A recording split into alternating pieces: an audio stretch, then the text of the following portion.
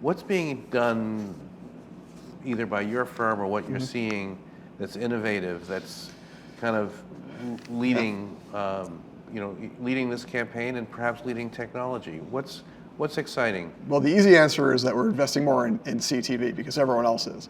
But I think where we differ is we're investing more heavily in supply path optimization. We're getting more control of our publisher network. We're getting more control of our inventory, pricing, engagement.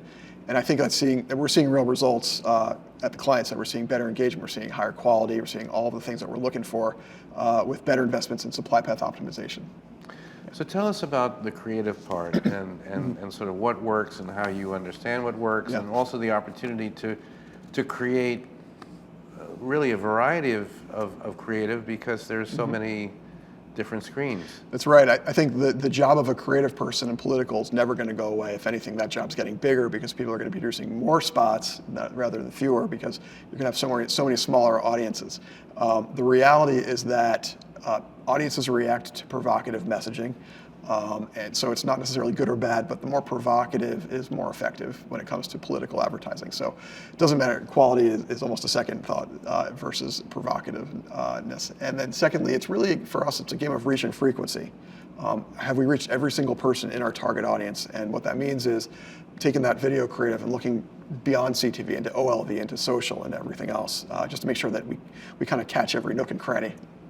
So how do you do that? How do you align your targeted list, your voter rolls, or explain a little bit about how you sort of align the data that you have or can get and with your media spend? I think that's a really misunderstood part of the political targeting world, is that we take the voter file, which is just like 50 files of people who registered to vote. Inside of that file, it's going to have a history of whether that person voted in any election, their party affiliation, and hundreds of other data points. So mix and match anything, gender, race, income, education, you name it, and so on.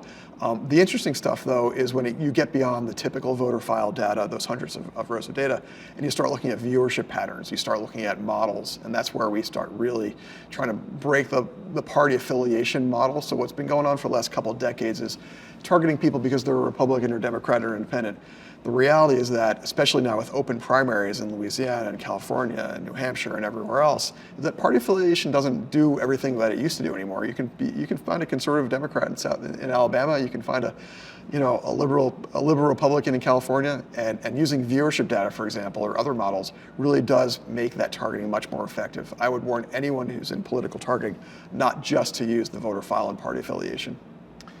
What about creative? What are the opportunities to iterate creative? Yeah, well, there's all kinds of ways to iterate and test do micro tests inside of social and look at engagement rates and video completion rates.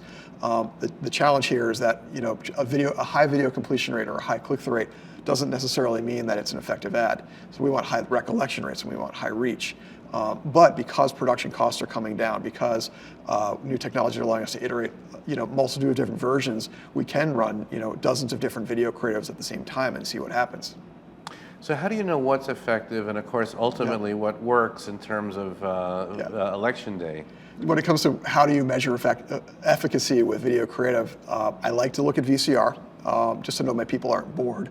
But I also, but click-through rate doesn't necessarily mean I'm going to vote for you. It just means, damn, that was interesting. I want to see what's going on behind this ad. So we really do try to maximize reach and frequency. But beyond reach and frequency, I think VCR is probably the most important thing. Tell us about investment, what you see in terms of what's going on now. I mean, it's been a very unusual primary season, to say the least. It sure has. How does sort of this roll out in terms of spend up to election day? Yeah, so we see our average midpoint for revenue for the year, meaning that half the revenue that we see comes in after the first week of September. So wherever you are on, say, September 10th or 15th, double that revenue, and that's probably where you're going to be at the end of the year. So there's a giant ramp up. The challenge this year for planning, at least from my point of view, is that the California primary moved up to, I think, early March, from June. And as a result, it kind of threw off some earlier models of planning how revenue is going to look month to month. But overall, you look at the primary schedule, you look at about 6 weeks in advance of that, and you see that's where the bumps are. So we're going to have some nice quiet time in August and September, and then stuff's going to get pretty crazy pretty soon. And what do you see as sort of interesting media opportunities. We talked about CTV early in our interview. What about social influencer marketing, other things? What's bubbling up, and what are you investing in? Well, it's not social. I'll tell you that right now. Social has been there, done that. My sense is that social's been burned by political. They've seen all this regulation. They've seen all this bad press. My view is that the juice ain't worth the squeeze for Facebook. Another way to say it is that it represents about 1% of its total revenue and 50% of its headaches.